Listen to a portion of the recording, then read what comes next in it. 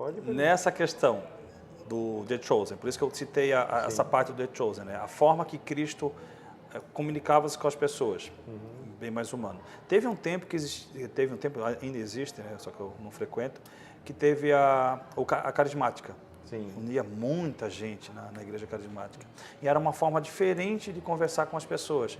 Não sei se era uma forma próxima aos evangélicos, né, que eles também cantam muito, mas era uma forma e trouxe muita gente. Será que essa visão não vou basear em cima da série, né, mas essa visão diferente, será que não ajudaria muito mais a se comunicar com essa geração? Sim, é um movimento, né? A renovação carismática católica é um movimento, né? É uma graça, é uma parcela grande da igreja que se alimenta dessa espiritualidade muito marcada por um fervor, pela oração, que dá mais lugar ao sentimento, ao canto, à vida comunitária. Puxa, a emoção, né? E a emoção. E é claro que essas coisas que ajuda muito na evangelização. Por que ajuda? Porque o homem e a mulher do nosso tempo se permitem viver a vida de maneira mais emotiva, dão mais valor à subjetividade, né? Então isso ajuda bastante, é claro. Que bom. Espero que toque mais pessoas, né? Porque eu realmente adorei essa série, adorei a produção da Angel Produtoras, com vários filmes que fizeram. Eles trabalhando agora naquele outro filme com o Jim Vazio, né? Jim Vazio fez, também muito bom. Né? Vamos lá, dando continuidade. Essa pergunta não tem como sair. Né? Nós estamos passando por uma situação complicadíssima na faixa de Gaza. Complicadíssima. Sim. Alguns falam em guerra santa e a gente acaba acreditando que não é uma guerra santa. Né? Nós vamos chegar na guerra santa. Mas o que o senhor acha dessa situação entre o Hamas e Israel? Então, o Hamas cometeu um crime. O Hamas é um grupo terrorista que cometeu um crime terrível, né? E vários israelenses, crianças, mulheres, homens, foram mortos. E esse ataque terrorista que eles perpetraram em 7 de outubro tem que ser condenado, como nós condenamos veementemente, sem dúvida. Agora, a resposta que Israel está dando é uma resposta também que já ultrapassou de muito os limites do necessário, né? Para a resposta não pode ser essa violência sem medida, porque com a guerra todos perdemos, né? O que a Igreja Católica entende para a situação da Terra Santa? Desde muitas décadas, desde quando se colocou essa questão do Estado palestino, do Estado judeu, é a mesma posição que a ONU defende. A Igreja defende que na Terra Santa existam 2 estados, um Estado de Israel, que tem o direito de existir, que é reconhecido pela Igreja, mas é preciso que haja também um Estado palestino, com os 2 estados com a mesma capital, Jerusalém, administrada de modo conjunto pelos representantes das diferentes culturas e religiões que habitam lá, porque afinal de contas Jerusalém é um tesouro da humanidade inteira, né? E o modo como está sendo administrada a resposta ao ataque terrorista do Hamas, nós já sabemos que é um modo que não vai dar frutos, que só vai gerar mais violência, né? E a situação na faixa de Gaza atualmente é uma situação, como o Papa lembrou essa semana ainda, absolutamente desesperadora, né? Aquilo virou... Temos que separar também a questão Hamas e os palestinos, né? Isso. Existe uma grande diferença em quem é do Hamas Claro. e quem são os palestinos, né?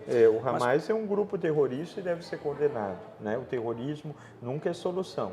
Agora, os palestinos são um povo, uma nação que, como todas as outras nações, tem direito a ter o seu Estado. Como Israel também tem direito a ter o seu Estado. Guerra Santa.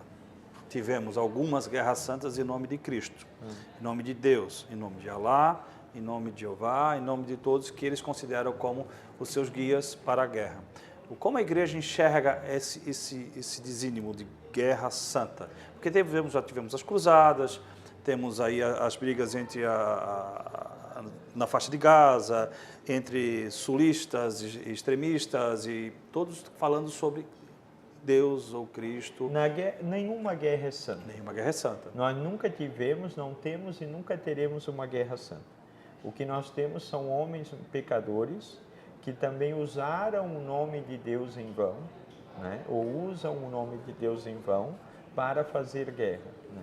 Mas esse é o segundo mandamento, né? Não tomar o nome de Deus em vão, né? Não podemos usar o nome de Deus para fazer guerra, né? Esse não é o Deus vivo e verdadeiro. Isso é o ídolo que nasce da violência do nosso coração, né? E, de fato, também na história da igreja, houve momentos em que os cristãos, muitos cristãos, etc., tiveram comportamento violento, tiveram comportamento de guerra, como foi o caso doloroso das cruzadas, e por isso a igreja, na revisão da sua história, tem repetidamente pedido perdão por esses gestos e tentado aprender da história para não repetir, né? No ano 2000, em março do ano 2000, nós tivemos em Roma, o Papa João Paulo II presidiu uma grande celebração mundial de pedido de perdão por várias coisas, né? Que como filhos e filhas da igreja, muitos dos nossos fizeram, e entre eles também as cruzadas ou a colonização violenta da América, a destruição de povos indígenas, etc., né? O pior da tragédia, o pior de uma pandemia como que nós passamos, o pior de uma guerra, o pior de um fato doloroso da história é não aprender nada com ela, né? Quando nós temos que estudar essas guerras chamadas de santas, que não tinham nada de santas, para pedir perdão pelo que aconteceu e aprender com elas a não fazer mais guerra. A guerra é sempre uma derrota. Inclusive, vamos botar lá no The Chosen, tem uma passagem ali em que um filisteu fala com Cristo que todos esperavam o Salvador que viesse montado num cavalo branco para lutar contra Roma, dentro dessa série. E ele fala que ele não veio para guerrear, mas sim para trazer o amor, a paz e mostrar o caminho até Deus, que ele, através dele é Deus, né? Então, hoje, como o senhor falou, pessoas que são pecadoras utilizam o nome de Deus para fazer guerras, né? Me corrija se eu estiver errado. Dizem que o conflito começou por desentendimento familiar, né, por assim dizer, pelas ex-mulheres ou mulheres de Abraão, Sara e a serva Agar, né, que inclusive teve o primeiro filho, que é o Ismael, que vem por Islã, ancestral dos árabes. E o segundo filho, que é o de Sara, pelo judaísmo e cristianismo, né, que são os ancestrais de Israel. Dizem que a guerra começou por esses dois, ou por esse conflito. A igreja enxerga dessa forma?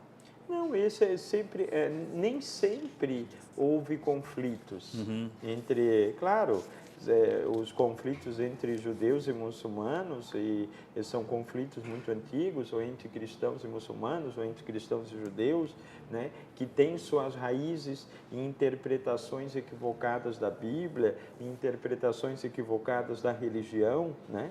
O problema não é a religião em si, nem a nossa, nem a dos outros. O problema é a religião em dó, né?